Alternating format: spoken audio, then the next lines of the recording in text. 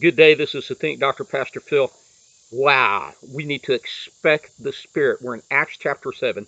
Stephen is telling the history of how God has interacted with man and how man has interacted with God. And he's in the story of Moses.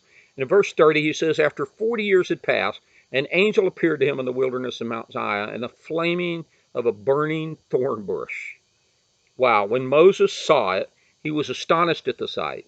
But as he went near to look more closely, the voice of the Lord came to him, saying, Now the voice of the Lord came to Moses in his heart some 40 years before this, and Moses heard that clearly and stepped out and began to obey. But he'd been rejected and thrown back and put into fear, and so God was working with him and training him. And now God comes to him and sends an angel, a flaming burning bush, and an audible voice.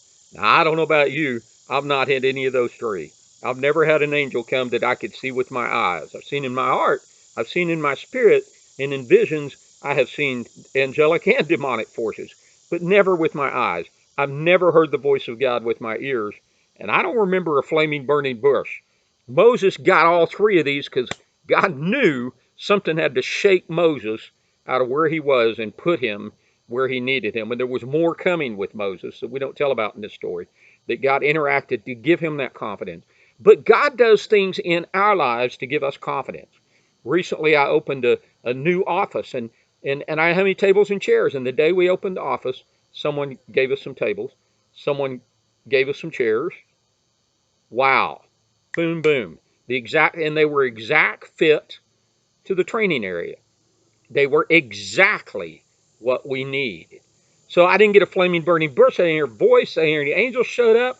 But God used his earthly messengers to deliver to me a confidence. I've got you covered. We're going to make this thing happen. I know that it's fearful when you're stretching out to these new expenses and this new approach and new location, but I got you covered. So God will do that for you. What has he done that is as significant as a flaming burning bush and an angel and a voice from heaven, and we just miss it? He's done that in your life, and you just need to recognize it. Father, I pray for my friend that they recognize your finger intervention, your touching right into their life to do something that's in answer to a need to convince them in the beginning to continue to the end. Let God convince you in the beginning to continue to the end. I love you because the great love Jesus, he loves you and he loves me.